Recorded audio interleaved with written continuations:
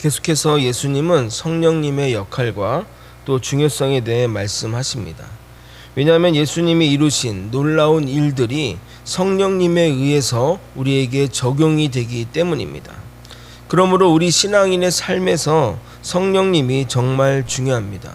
성령님이 아니면 우리의 기도도 우리의 믿음도 다 허상이 되고 의미가 없는 것이 되기 때문입니다.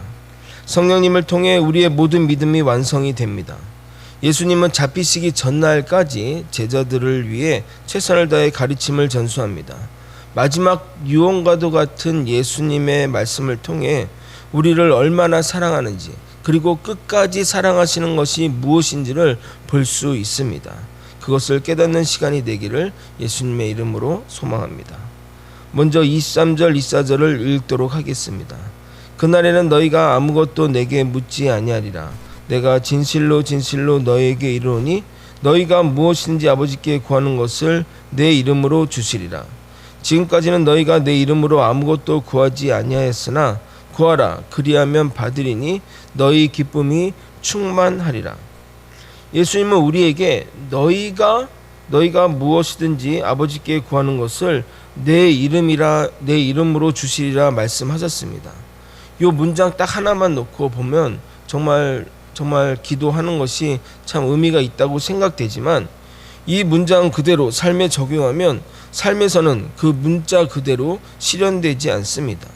왜냐하면 무엇인지 구하는 대로 주시지 않기 때문입니다. 그래서 어떤 학자들은 이것을 이렇게 변형해서 이렇게 이야기도 합니다. 하나님의 나라와 의를 구한 것은 하나님이 주신다고 말합니다. 그러면 그런 전제가 있다면 무엇이든지라는 말을 해서는 안 되는 겁니다. 그러면 이 구절을 어떻게 해석해야 바른 해석이라 하겠습니까? 이 구절을 잘 이해하려면 그날이 언제인지를 먼저 파악해야 합니다. 예수님이 돌아가신 이후의 일들을 이야기하면서 이 말씀들을 하셨습니다.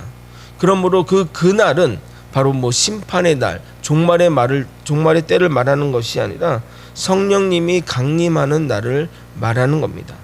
예수님이 부활 승천하신 이후에 성령님이 감림하시게 되면 제자들의 삶에서 놀라운 변화가 일어나게 되는데, 바로 예수의 이름으로 하나님과 직접 교통하게 되는 것입니다.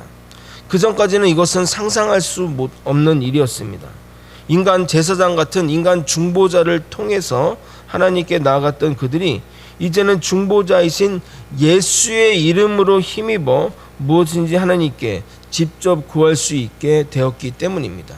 우리가 지금 누리는 것들이 그 당시 이 시대의 제자들은 누리지 못하고 있었던 겁니다. 우리가 무엇을 구하든지 하나님은 예수의 이름으로 우리에게 응답하십니다. 지혜를 주시고 능력도 주시고 일용할 양식도 주시고, 우리가 이 땅을 살아갈 때, 사명을 감당할 때 필요한 모든 것을 주십니다. 그러므로 이 구절은 그전까지는 너희가 내 이름으로 예수님의 이름으로 하나님께 구하지 않았으나 성령이 강림하시면 이제 너희가 직접 하나님께 구할 수 있는데, 예수님의 이름으로 구하면 예수님의 이름으로 주실 것이라는 약속의 말씀인 것입니다. 예수님이 이어서 그동안 내가 비유로 너에게 많은 말씀을 이야기했는데 성령님이 오면 하나님에 대한 것을 밝히 알게 될 것이라고 이야기하게 됩니다.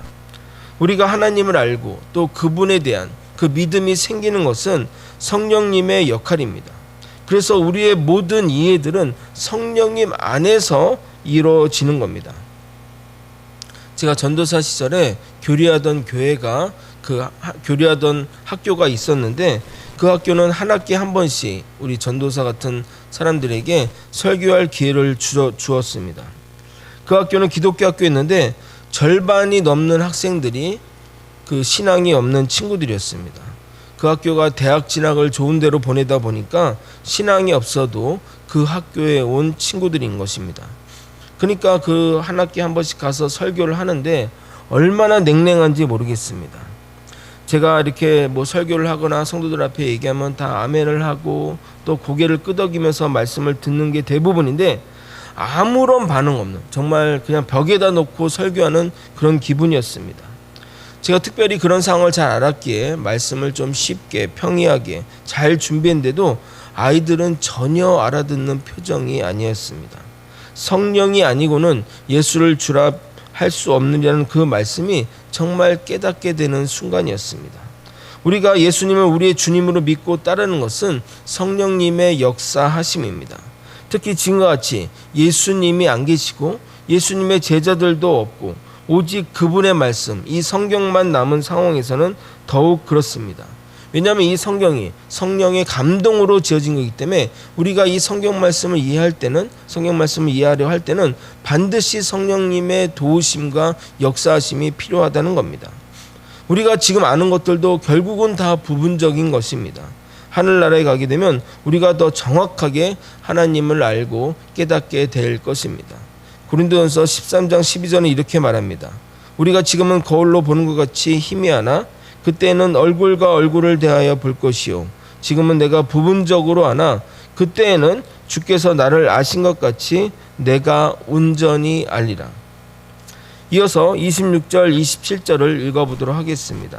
그날에 너희가 내 이름으로 구할 것이요 내가 너희를 위하여 아버지께 구하겠다는 말이 아니니 이는 너희가 나를 사랑하고 또 내가 하나님께로 온 줄 믿었으므로 아버지께서 친히 너희를 사랑하심이라. 성령님이 오시기 전에는 예수께서 제자들을 위해 기도하셨으나 성령님이 임재한 이후에는 성도 개개인이 예수의 이름으로 하나님께 직접 기도할 수 있게 되었습니다. 왜냐하면 죄인인 우리는 하나님께 나아갈 수가 없습니다. 그래서 직접 기도할 수 없는데 하나님이 우리를 그분의 자녀로 삼아 주셨기 때문에 나아갈 수 있게 된 것입니다. 그러므로 우리가 하나님께 기도할 수 있다는 이 사실은 우리가 하나님의 사랑을 받고 있다는 증거인 것입니다. 우리는 우리의 기도가 응답이 되고 또 내가 바라는 것들이 이루어질 때 주님이 나를 사랑하시는구나 라고 생각하지만 기도할 수 있는 이 자체, 하나님께 우리의 그 바라는 원하는 것들 그 자체가, 기도할 수 있는 그 자체가 사랑받고 있음을 깨닫는 사람은 많지 않습니다.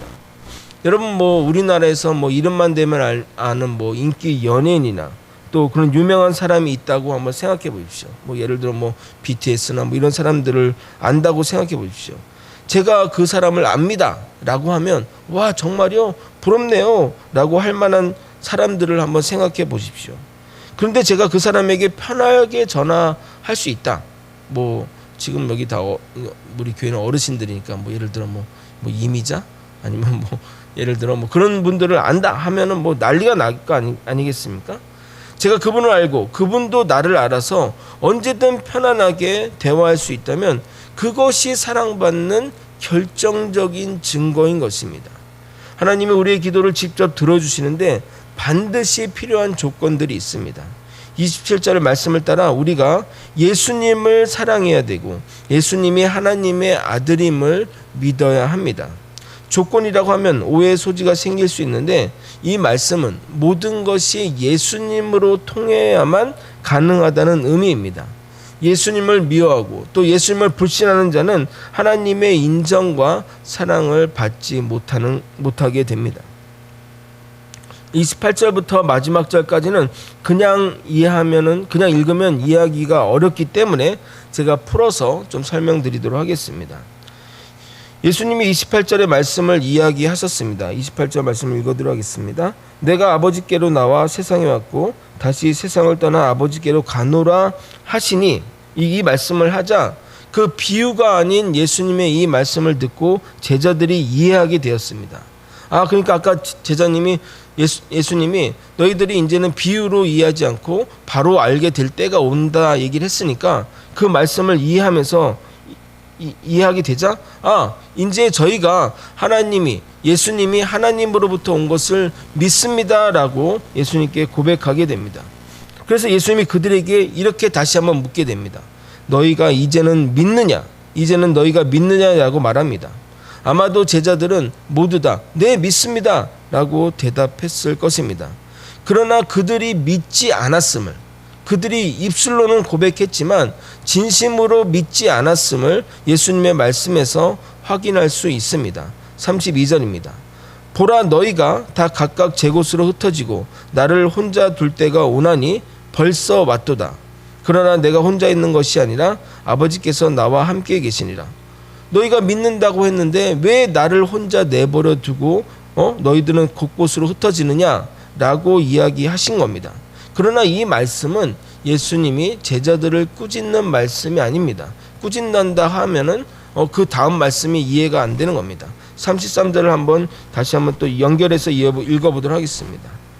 이것을 너희에게 이르는 것은 너희로 내 안에서 평안을 누리게 하려 함이라. 세상에선 너희를 환난은 당하나 담대하라, 내가 세상을 이겼노라. 물론 너희가 나를 버리고 제 갈 길로 가겠지만 걱정하지 말아라. 나는 나 혼자가 아니다. 하나님이 나와 함께 하신다. 그러니 마음의 부담을 가지지 말고 평안한 마음을 누리라고 말씀하시는 겁니다. 예수님은 자신의 고난에 대해 달관하셨습니다. 예수님이 자신의 그 고난의 문제에 집착하지 않으시고 그 고난 가운데 제자들이 실족할 것을 염려하신 것입니다. 지금은 너희가 환난을 당하고 패하고 무너지는 것처럼 보이지만 아니다. 내가 세상을 이겼으니 평안하고 담대하라고 말씀하신 겁니다. 제자들은 믿었지만 그 믿음은 허상에 불과한 것입니다.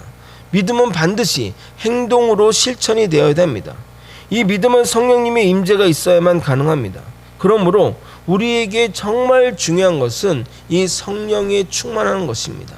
우리가 어떤 지식을 알고 그것이 우리의 지식이 되었지만 그것이 우리가 행동으로 실천해 나가는 것, 그 믿음이 실제가 돼서 행동으로 나갈 수 있는 것은 성령의 역사, 성령의 충만함이 필요하다는 겁니다. 성령의 임재 없이는 어떠한 영적 진리도 믿음이 되지 않습니다. 하나님의 아는 지식과 성령님의 임재가 결합이 될 때 우리의 믿음이 실천으로, 행동으로 나아가게 되는 겁니다. 성령님의 임재가 없이는 하나님의 아는 지식이 믿음의 실천으로 나아가지 못합니다. 인간의 노력으로는 어느 정도는 가능하겠지만 한계가 분명히 존재합니다. 그러나 예수님의 제자들을 보십시오. 하나님을 아는 지식을 가졌고 또 성령님이 임재하고 충만한 이후부터는 목숨을 두려워하지 않고 앞으로 나아갔던 사실들을 말입니다. 그러므로 우리는 이 믿음도 주님이 주셔야 된다는 것이 가능하다는 사실을 깨달아야 한다는 것입니다. 믿음은 우리가 하는 것처럼 느껴지지만 결코 그렇지 않습니다. 이 믿음도 주님이 주셔야만 가능한 것입니다. 말씀을 정리하겠습니다. 예수님은 우리에게 성령님이 오시는 것이 얼마나 중요한지 계속해서 제자들에게 가르쳐 주시고 계십니다. 예수님이 부활 승천한 이후에 오신 성령님으로 인해 우리가 하나님께 직접 기도할 수 있고 우리의 모든 간구도 예수의 이름으로 할 수 있게 되었습니다. 성령님이 오시면 예수님이 하신 그 모든 말씀이 생각이 나고 그 지식이 믿음으로, 믿음의 실천으로 변화되는 놀라운 일들이 벌어지게 될 것입니다. 우리의 모든 것이 주님께로 와서 주님으로 인해 완성이 되는 겁니다. 예수님 또한 아버지에게서 세상으로 나와 아버지께로 돌아가는 그 사명을 완수하듯이 우리도 이 땅에서 주님을 알고 주님의 은혜로 주님을 믿고 주님께 돌아감으로 우리의 사명이 완성이 되는 겁니다. 그 길에 예수님도 하나님과 함께 하셨듯이 우리도 성령님이 함께 하실 것입니다. 성령님을 의지하며 이 땅의 삶을 믿음의 삶으로 변화시키는 믿음의 사람들이 될 수 있도록 저와 여러분이 그렇게 될 수 있도록 예수님의 이름으로 소망합니다. 기도하시겠습니다. 하나님 아버지, 우리 믿음의 삶에서 더욱더 성령님을 의지하며 살아가는 자가 되게 도와주시옵소서. 성령님을 믿고 따르는 삶 가운데 주님과 동행하는 삶이 허락됨을 깨닫고 믿음으로 실천으로 나아갈 수 있도록 역사하여 주시옵소서. 사랑이 많으신 예수 그리스도 이름 받들어 기도드리옵나이다. 아멘. 주기도문으로 예배를 마치겠습니다. 하늘에 계신